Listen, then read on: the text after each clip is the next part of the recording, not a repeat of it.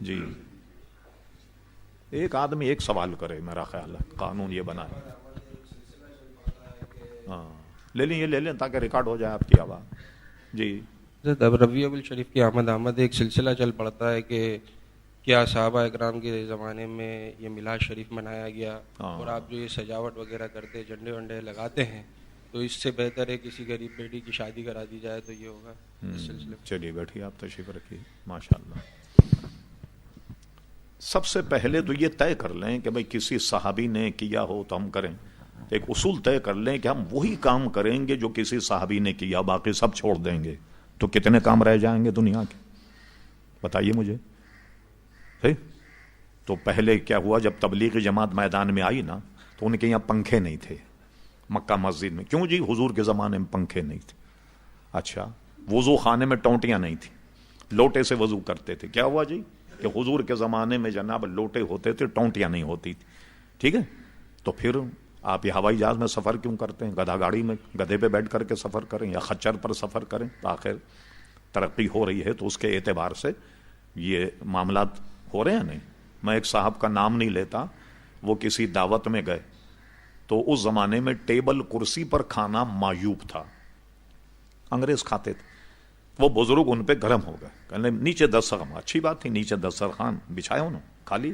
کل انگریزوں کی طریقے سے تم کھا رہے ہو. سب انہوں نے ذرا ڈانٹ ڈپٹ کی. جب پیر صاحب نے کھانا وانا کھا لیا تو میزبان بھی چھاؤ بڑا شریر تھا، اس نے کیا کہ ایک طرف تو رکھی کار اور دوسری طرف رکھا گدھا. کہنے لگے حضرت صاحب اب دیکھیے یہ تو ہے انگریز کا بچہ اور یہ سواری حضور علیہ السلام کے زمانے کی، تو کون سی پسند کریں گے آپ؟ ظاہر ہے کہ پیر صاحب کار میں ہی گئے نا بیٹھ کر، گدھے پہ تو نہیں گئے بیٹھ کر. تو کچھ ہوتے ہیں شعار، ہم اس کو پہلے بیان کر چکے. کچھ شعار ہوتے ہیں مذہبی اور کچھ ہوتے ہیں قومی. جو مذہبی شعار ہے وہ نہیں بدلتا، قومی شعار بدل جاتا. جیسے پتلون کا پہننا، جس زمانے میں انگریز آیا اس زمانے میں سوائے انگریز کے کوئی پتلون نہیں پہنتا، وہ اس کی علامت تھی. اس وقت علماء اس کو حرام کہتے تھے. لیکن جب پتلون کا رواج عام ہو گیا، جیسے مثلا پورا ترکی مسلم ملک ہے، سارے پتلون پہننے لگ گئے، قومی لباس ہی ان کا پتلون ہو گیا. ہمارے یہاں بھی سب پتلون پہننے لگ گئے. تو آج کوئی آدمی پتلون پہن کر جا رہا تھا، ہم نہیں کہیں گے نا یہودی جا رہا یا عیسائی جا رہا. تو حکم بدل گیا. اس لیے مولانا مفتی محمد وقار الدین صاحب رحمۃ اللہ تعالی علیہ نے وقار الفتاوی میں پتلون پہن کر نماز پڑھنے کو جائز قرار دیا. اور بس ایسی ہو کہ آدمی کو رکوع سجود میں کوئی تکلیف نہ ہو. اب ایسی بھی نہ ہو کہ مجھ جیسا آدمی یہ سوچنے لگے کہ اس میں گھسا کیسے ہوگا، اتنا چست نہ بیٹھ سکے آدمی، نہ ادھر ادھر ہو سکے. تو ایسا بھی نہیں ہونا چاہیے. ٹھیک، تو آپ یہ طے کر لیں کہ جو کام حضور نے کیا ہے نا وہی کریں گے، باقی نہیں کریں گے. کچھ رہ جائے گا دین میں، کچھ نہیں رہ جائے گا. کیا ہوگا اس کا اصول سنیے. کیا اصول اس کا؟ یہ ہے، یہ دو حدیثیں، ایک ہے حضرت ابو موسیٰ اشعری رضی اللہ عنہ اور ایک ہے حدیث حضرت معاذ ابن جبل. اس کی بنیاد حضور علیہ السلام نے، یہ دونوں یمن کے قاضی تھے اور دونوں حدیثوں کا مضمون تقریباً ایک ہے. وہ یہ ہے کہ حضرت ابو موسیٰ اشعری کو جب حضور نے قاضی بنایا، ان سے پوچھا فیصلے کیسے کرو گے؟ انہوں نے کہا پہلے میں قرآن مجید میں دیکھوں گا. خود حضور فرماتے اگر قرآن مجید میں وہ قضیہ نہ ہو تو فیصلے کیسے کرو؟ پھر حدیث رسول دیکھوں گا. ٹھیک، اس کا مطلب حدیث سے یہ پتا چلا کہ بے شمار مسائل بظاہر قرآن میں نہیں، وہ حضور کی سنت میں. اچھا اگر حدیث میں بھی نہ ملے مسئلہ تو کیا کرو گے؟ تو حضور علیہ السلام نے جب یہ سوال کیا تو انہوں نے کہا میں قرآن حدیث کو سامنے رکھ کر اپنی رائے قائم کروں گا جو قرآن حدیث سے قریب تر ہو. تو حضور علیہ السلام بالکل تم نے ٹھیک کہا، اور فرمایا کہ یہ اللہ کی مہربانی کہ اس نے میری امت میں ایسے افراد پیدا فرما دیے. اسی کو تفقہ کہتے ہیں، سمجھے؟ اسی کو فقہ کہا جاتا ہے کہ قرآن حدیث کو سامنے رکھ کر جو درپیش مسائل ہیں ان کا جواب جو ہے وہ دیا جائے. تو یہ اگر اصول بنا لیں کہ جو صرف قرآن مجید کے فرقہ ہے نا ایسا جو قرآن میں بس اس کے علاوہ ہم نہیں مانیں، تو کتے کا گوشت حرام قرآن میں کہاں ہے؟ کیا خیال ہے؟ بلی، چوہا، بندر یہ حرام ہے کہیں قرآن مجید؟ ایک اصول بیان کر دیا اتنا شاندار. ہم نے جو اپنا حبیب بھیجا ہے نا تمہارے پاس، یہ طیب چیزوں کو تم پہ حلال کرتا ہے اور گندی چیزوں کو تم پہ حرام کرتا ہے. اور کتاب الاعتصام مشکا شریف میں یہ میرا حرام کیا ہوا بھی حضور فرماتے ویسا ہی حرام ہے جیسے اللہ کا حرام کیا ہوا. ٹھیک ہے, اللہ کے نائب ہیں نا, اطیع اللہ اطیع الرسول. تو اب آئیے, تو آپ کہیں جی صحابہ نے تو یہ نہیں کیا تھا. اچھا اب میں آپ سے پوچھوں بنیاد, یہ محفل میلاد میں ہوتا کیا ہے؟ ذرا آپ ہی کے منہ سے میں سنوں, کیا ہوتا ہے صاحب جی؟ حمد و ثنا ہوتی ہے نا. اچھا, حضور علیہ السلام نے حضرت حسان ابن ثابت کو ممبر شریف پر بٹھایا اور دعا کی اللہ تعالیٰ روح القدس کے ذریعے ان کی مدد فرما. ایک حدیث میں کہ حسان اپنے کلام کو سناؤ, اللہ تمہارے منہ کو نیچا نہ دکھائے, اور وہ حضور کی نعت سناتے. تو اگر یہ نعت سنانا میلاد ہے تو یہ تو حضور کے زمانے میں ہوتا تھا. اور صحابہ کرام علیہ رضوان تو حضور کا ذکر و اذکار کرتے تھے, تو میلاد میں اگر حضور کا ذکر و اذکار ہوتا ہے یہ بھی تو محفل میلاد. اب آپ کہتے ہیں جی جلوس نکالنا. جب حضور علیہ السلام مدینہ شریف گئے, چند دن آپ نے قباء شریف میں قیام فرمایا. یہ حدیثوں میں, تفسیروں میں, سیرت کی کتابوں میں نہایت ہی وضاحت کے ساتھ یہ واقعہ موجود. اہل مدینہ جہاں سے قافلے آتے ہیں نا قباء سے, اس کے راستے میں کھڑے ہوتے, انتظار کرتے. جب سورج غروب ہو جاتا تو فرماتے نہیں آئے, اپنے گھر چلے جاتے. تو جس دن حضور علیہ السلام تشریف لائے تو اہل مدینہ نے پورا جلوس نکال کر حضور کا استقبال کیا, اور چھوٹی بچیاں جو ہیں انہوں نے وہ نعت پڑھی, طلع البدر علینا, یہ والی نعت انہوں نے پڑھی. تو حضور علیہ السلام کا استقبال تو انہوں نے جلوس سے کیا. ایک بات یہ جو احمق کہتے ہیں نا کہ صاحب وہ تو پوری صحاح ستہ میں دکھائیے کہ جلوس یہ میلاد النبی. ٹھیک, اب صحاح ستہ کسی نے پڑھی نہ ہو تو اس کو کیا دکھایا جائے؟ کسی شخص نے خوب کہا تھا کسی زمانے مولانا لہجے میں کہ علم سیکھا پر دینداری نہ آئی, بخار آ گیا مگر بخاری نہیں آئی. صحاح ستہ کی کتاب ہے مشکات شریف.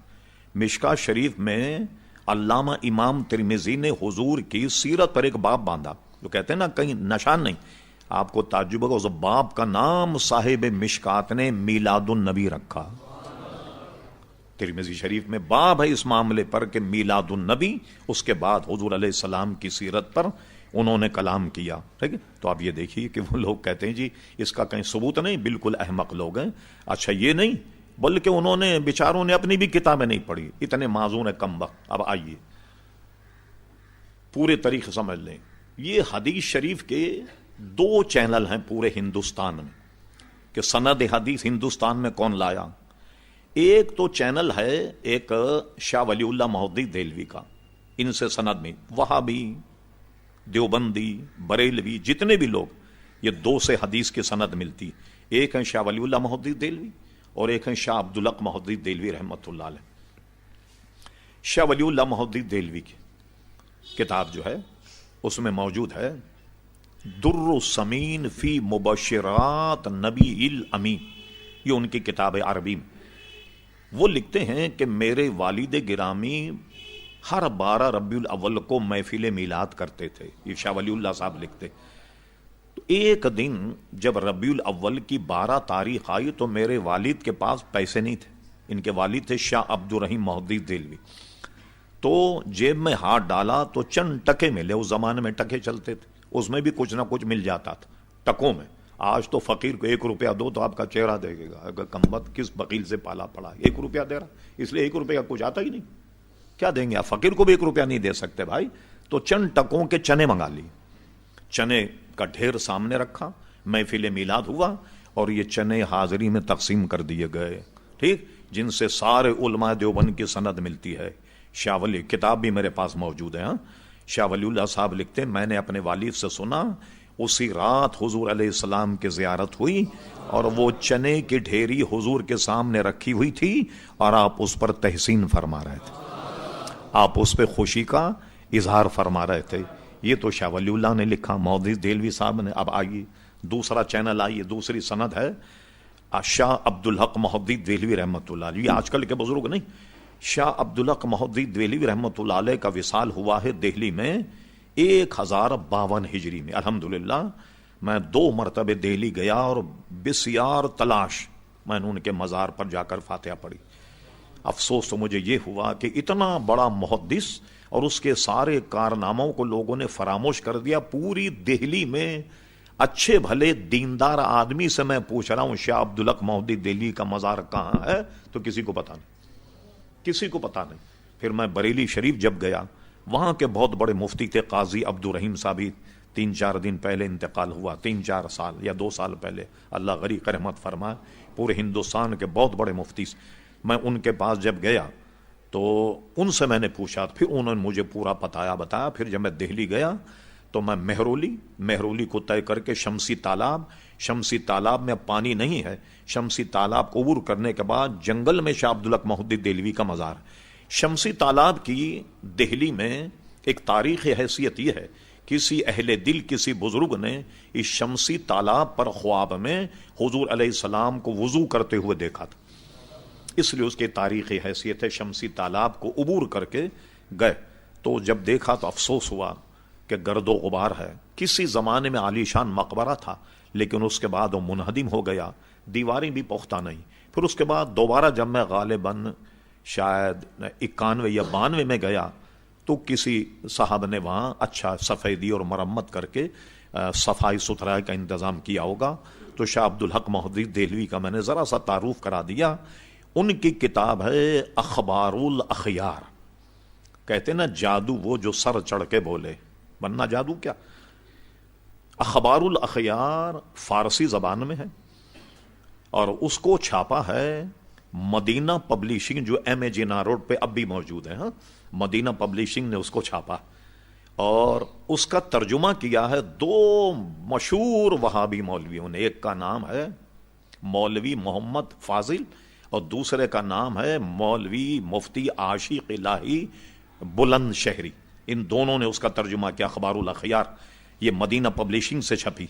اس کا صفحہ نمبر 624 پر یہ عبارت موجود ہے. شاہ عبدالحق مہدی دہلوی نے جو جن جگہ گئے بڑا کمال کیا، سارے بزرگوں کے واقعات لکھے. اگر 4 سطر میں واقعات ملے تو 4 سطر ہی لکھ دیا فلاں بزرگ اس میں پیدا ہوئے، اتنے سن میں ان کی وفات ہوئی. سب پر جہاں گئے، جس میں لاہور کے، ملتان کے، دہلی کے، جہاں بھی آپ گئے، پورا ذخیرہ ہے ایک اخبار الاخیار.